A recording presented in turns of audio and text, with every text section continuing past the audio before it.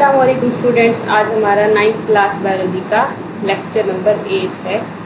Chapter number 3 हमने start किया हुआ था और आज हमने सेल स्पेशलाइजेशन के बारे में पढ़ना है। तो चलिए स्टार्ट करते हैं सेल स्पेशलाइजेशन को।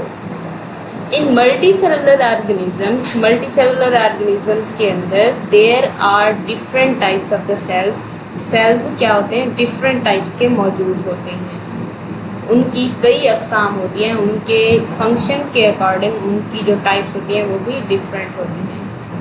Each type has a special structure, her type का एक स्पेशल ख़ास उसकी साख्त होती है। एंड परफॉर्म स्पेशल फंक्शन, और वो स्पेशल यानी कि एक ख़ास किस्म के काम जो है वो भी परफॉर्म करता है। उनके स्ट्रक्चर के अकॉर्डिंग उनके फंक्शन के अकॉर्डिंग उनकी साख्त भी मॉडिफाइड होती है, स्पेशल होती है।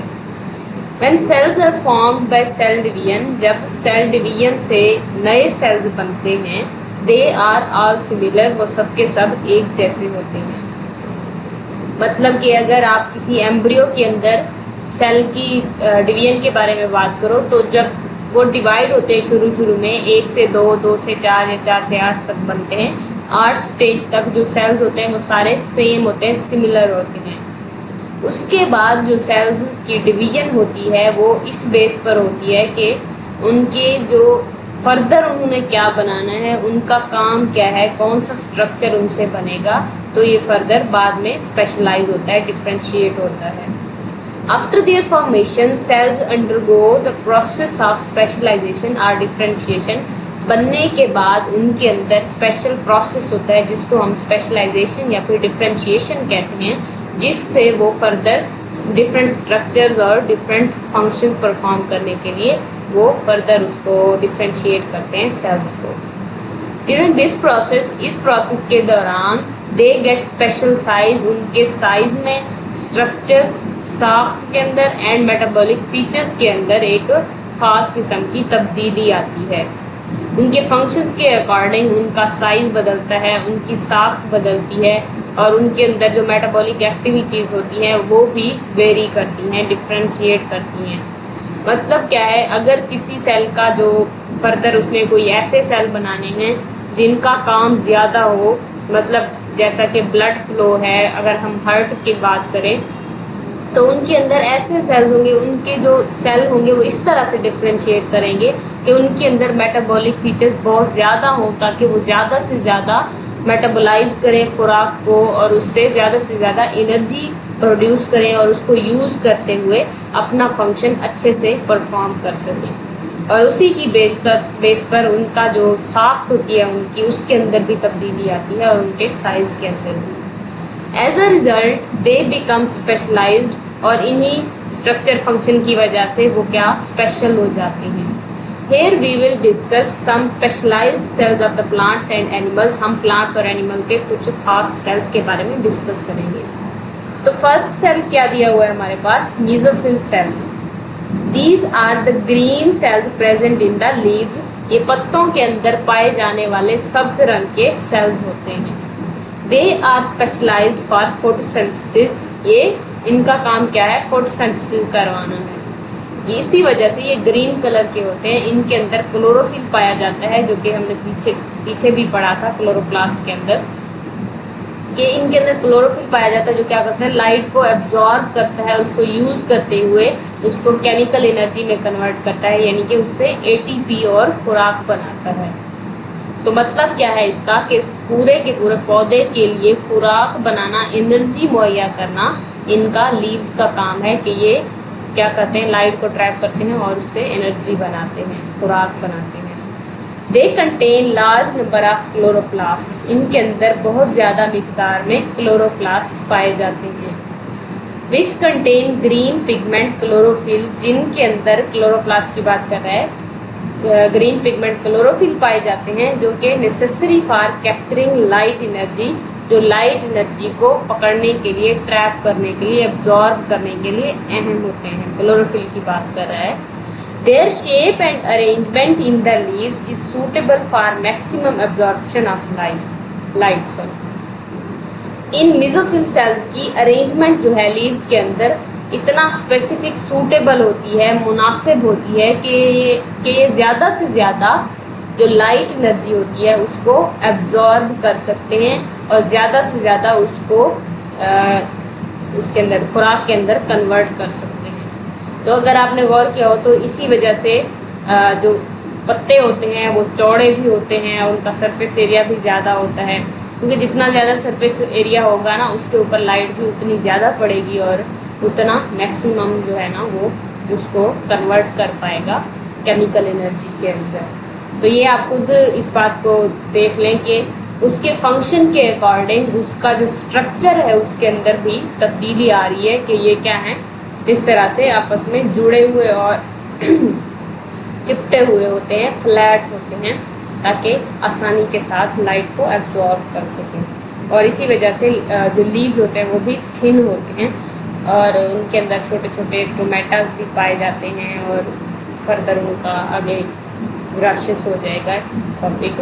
तो ये था बेसोफिल सेल्स के बारे में। नेक्स्ट हमारे पास है एपिडर्मल सेल्स।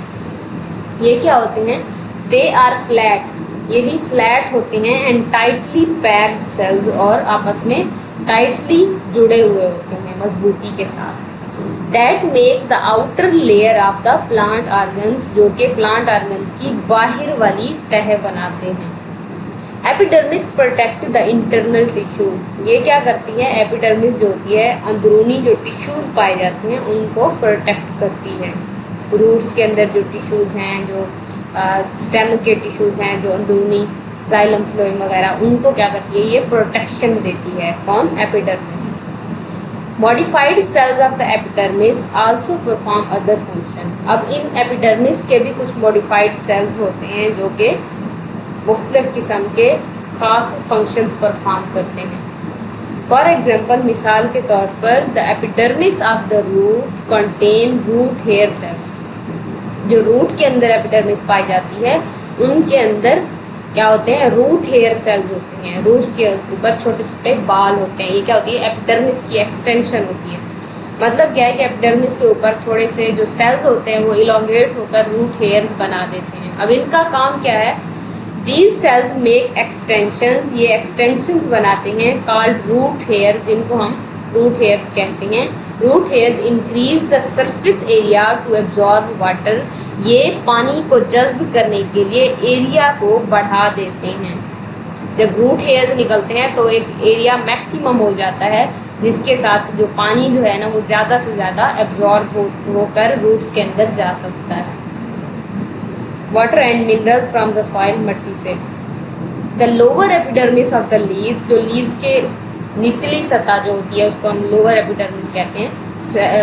लीव की एक तो ऊपर वाली सरफेस होती है ना, तो उसके पीछे जो होते हैं उसको हम लोअर एपिडर्मिस कहते हैं। उनके अंदर क्या होते हैं? गॉड सेल्स होते हैं जो क्या करते हैं? विच regulate the opening and closing of stomata, जो स्टोमेटा की खुलना या फिर बंद होना उसको रेगुलेट करते हैं। उसको बाकायदगी से देखते हैं कि किस वक्त इसको ओपन होना चाहिए, किस वक्त इसको क्लोज होना चाहिए। तो ये था एपिडर्मल सेल्स के बारे में। जिस तरह अब देखें इसको, जिस तरह से उनका फंक्शन है उसी के रिलेटेड उनके स्ट्रक्चर के अंदर भी तब्दीली आ रही है। इनके अंदर क्या थे कि रूट हेयर निकल आए थे, क्योंकि इनका काम क्या है? उसको जज्ब करना, पानी को जज्ब करना रूट्स का। तो इनके अंदर जो एपिडर्मल सेल्स थे वो मज़ीद एक्सटेंशन बना रहे थे ताकि ज़्यादा से ज़्यादा एरिया प्रोवाइड कर सके पानी को जज्ब होने के लिए। नेक्स्ट हमारे पास क्या है? Muscle cells. Muscle cells are specialised animal cells that can contract, ये स्पेशलाइज्ड एनिमल सेल्स होते हैं जो कि सुकड़ने की सलाहियत रखते हैं, सुकड़ते भी हैं और रिलैक्स भी होते हैं, और इन्हीं की मदद से जो हमारी हड्डियाँ होती हैं वो मूव करती हैं और हम डिफरेंट फंक्शंस परफॉर्म करते हैं। दे आर इलोंगेटेड सेल्स, ये क्या होते हैं? इलोंगेटेड होते हैं मतलब लंबे होते हैं। Filled with the actin and other contractile proteins, जो कि एक्टिन और कंट्रैक्टाइल प्रोटीन से भरे हुए होते हैं। यही बात क्या आपने सुना होगा कि जो गोश्त होता है उसके अंदर प्रोटीन ज़्यादा होती है, तो वो यही होते हैं ना, मसल सेल्स होते हैं। उनके अंदर क्या होती है? एक्टिन और दूसरी जो कंट्रैक्टाइल प्रोटीन होती है वो भरी हुई होती है। Skeletal muscle cells are long and striated, ये क्या होते हैं, लंबे होते हैं और ब्रांच्ड यानी कि धारेदार होते हैं। They are attach to the bones, ये हड्डियों के साथ जुड़े हुए होते हैं। They are voluntary in action, voluntary का मतलब होता है जैसे चाहे हम इसको मूव करवा सकते हैं।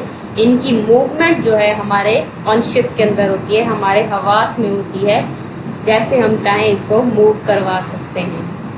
And their contraction move the skeletal for the body movement, और इनकी जो कंट्रैक्शन होती है, इनका सिकुड़ना, इनके सिकुड़ने से हमारी हड्डियां मूव करती हैं। और इनकी कंट्रैक्शन से क्या होगी, बॉडी की मूवमेंट होती है, बॉडी हरकत करती है। देखें अगर आप जो लेग्स के मसल्स हैं उनके अंदर जब कंट्रैक्शन होती है तो हम चल सकते हैं। हमारे जो इसके आर्म्स के मसल्स हैं, ये जब कंट्रैक्ट करते हैं तो हम कोई चीज़ उठाने के काबिल हो सकते हैं। तो ये क्या होती है, इनकी कंट्रैक्शन की वजह से हमारी जो हड्डियाँ हैं उनके अंदर मूवमेंट पैदा होती है। एंड लोकोमोशन का यही होता है कि एक जगह से दूसरी जगह पे जाना, मतलब जैसे कि हम चल पाते हैं इसके मुताबिक। नेक्स्ट हमारे पास क्या है, cardiac muscles cells are branched and striated, और जो कार्डियक मसल्स होते हैं मतलब क्या है, दिल के जो मसल्स होते हैं वो क्या होते हैं, ब्रांच्ड होते हैं। मतलब ब्रांच का मतलब जैसे होता है कि एक से इस तरह से इनको हम ब्रांच्ड कहते हैं, एक ही सेल की ब्रांचेस निकल रही हैं, शाखें जिनको हम उर्दू ज़बान में कहते हैं। They are found in the heart walls, ये हार्ट की दीवारों में पाए जाते हैं।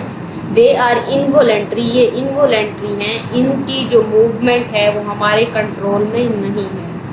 And their contractions result in the pumping action of the heart, और इनकी कंट्रैक्शन से जो हार्ट है उसका पंपिंग एक्शन होता है, वो किसी खून को पंप करने के काबिल होता है। Smooth muscle cells are spindle shape, जो स्मूथ मसल सेल्स हैं ये और मसल की टाइप है, 3 टाइप होते हैं ना, muscle skeletal muscles, cardiac muscles and smooth muscles. Are spindle shaped, ये स्पिंडल शेप्ड होते हैं एंड नॉन स्टीरिएटेड, और ये नॉन स्टीरिएटेड होते हैं, मतलब इनके अंदर कोई धारेदार चीज़ नहीं होती, ये सिंपल स्मूथ होते हैं। They are also involuntary in action, ये कार्डियक मसल की तरह भी ये भी क्या होते हैं, इनवॉलेंट्री होते हैं, इनकी मूवमेंट हमारे बस में नहीं है। And present in the walls of many internal organs, और बहुत सारे अंदरूनी जो आर्गन हैं उनकी दीवारों में पाई जाती है। मैदे, आंतें वगैरह, इनके अंदर जो सेल्स होते हैं वो इसी स्मूथ मसल से बने होते हैं। हमारी रगों के अंदर जो सेल्स होते हैं, यही वजह है ना जो मैदे के अंदर गुड़ हो रही होती है वो आप कंट्रोल में नहीं हो रही होती, क्योंकि इसके ऊपर आपका कंट्रोल नहीं है, ये इनवॉलेंट्री है। For example smooth muscles in the alimentary canal, alimentary canal इसी को कहते हैं, डाइजेस्टिव ट्रैक्ट की जो सारी कैनाल है मुंह से जो एनस तक जाती है उसको हम एलिमेंट्री कैनाल कहते हैं। Contract to move food forward, ये कंट्रैक्ट होती है और खुराक को आगे की तरफ धकेलती चली जाती है। While those in the blood vessels regulate the blood flow, और जो स्मूथ मसल्स ब्लड वेसल्स में पाए जाते हैं वो क्या करते हैं, ब्लड फ्लो को बाकायदा बनाते हैं। ये उनकी टाइप्स दी गई हैं, ये स्केलेटल मसल्स हैं, इनकी शक्ल कुछ इस तरह से है, लंबे हैं और स्टीरिएटेड हैं। इनके अंदर देखो आपको छोटी छोटी ये नज़र आ रही हैं, डिफरेंट टाइप्स ऑफ लाइंस, इनको स्टीरिएटेड कहते हैं। और ये देखो ब्रांच्ड है, इनकी अलग से शाखें बनी हुई है, एक ही सेल है, ये इस तरफ भी जा रहा है, इधर को भी ब्रांचेस बनी हुई हैं इसकी, और इसके अंदर भी देखो स्टीरिएशंस आपको नज़र आ रही हैं। और ये रहे स्मूथ मसल्स, जिनके क्या हैं, कोई स्टीरिएशन नहीं है बल्कि ये स्मूथ है। नेक्स्ट हमारे पास क्या है, neurons. These are specialised cells of the nervous system, ये नर्वस सिस्टम के स्पेशल सेल्स हैं। अब नर्वस सिस्टम क्या होता है, आपको कहीं पे सुई चुभी, आपने फ़ौरन से अपना हाथ पीछे किया, ये जो आपका बिजली से भी ज़्यादा तेज़ी से जो आपका हाथ जल्दी से मूव किया, ये किस वजह से हुआ है, इन्हीं न्यूरॉन्स की वजह से हुआ है। हमारे अंदर भी एक ऐसा सिस्टम पाया जाता है जो क्या करता है, एक कोऑर्डिनेशन पैदा करता है सेल्स की बॉडी के, जब कोई बॉडी को डिफरेंट किस्म के नुकसानात का सामना करना पड़े या कोई भी चेंजेस हो, इन्वायरमेंटल चेंजेस, उसका सामना करना पड़े, तो एक बॉडी के अंदर कोऑर्डिनेशन चलता है जो कि देखता है कि आया कि कोई मुसीबत तो नहीं है या फिर इस वक्त क्या करना चाहिए। इस कोऑर्डिनेशन को हम क्या नर्वस सिस्टम कहते हैं। They are responsible for transmitting messages throughout the body. ये बॉडी के अंदर मैसेजेस को ट्रांसफ़र करते हैं। मसलन आपके हाथ पे सुई चुभी, जैसे चुभी फ़ौरन से वहाँ से मैसेज ट्रांसफ़र हुआ आपके स्पाइनल कॉर्ड की तरफ, जो कि नर्वस सिस्टम का एक कोऑर्डिनेटिंग सेंटर है। उसने देखा कि भाई कोई मुश्किल है, फ़ौरन से मैसेज आया आपके जो आर्म के मसल्स हैं उनकी तरफ, कहा भाई कोई मुश्किल है, जल्दी से कॉन्ट्रैक्ट हो जाओ। वो सुकड़े आपका हाथ फ़ौरन से पीछे हट गया। आपको कभी कभी ऐसा भी होता है, बाद में पता चलता है कि आपके साथ क्या हुआ, एक्शन हो चुका हुआ होता है।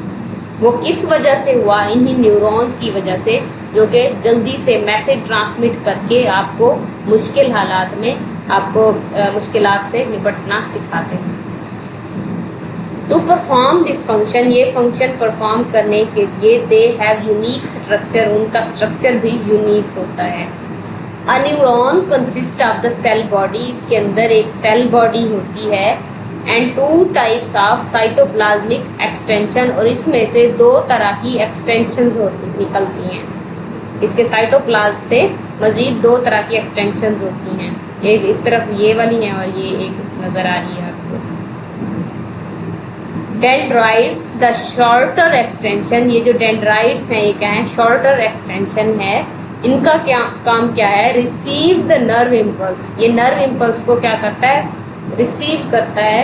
मतलब रिसीव का मतलब क्या होता है? वसूल करना। कि कोई नर्व इम्पल्स आई, इसने उसको कैप्चर किया, फिर क्या होता है? आगे होते हैं and transmit them to the cell body, फिर सेल बॉडी की तरफ भेज देता है, इसकी तरफ। यहाँ पे कोई एक्शन हुआ, नर्व इम्पल्स आई इसकी तरफ, डेंड्राइट्स ने रिसीव किया, सेल बॉडी को दिया, फिर सेल बॉडी से ये अवे दूर ले जाने के लिए एक्सॉन के पास आए, फिर ये इस तरह से यहाँ पे आए, फिर यहाँ से एक और न्यूरॉन था, उसके डेंड्राइट ने रिसीव किया, उसकी सेल बॉडी ने देखा, फिर आगे एक्सॉन ले गए।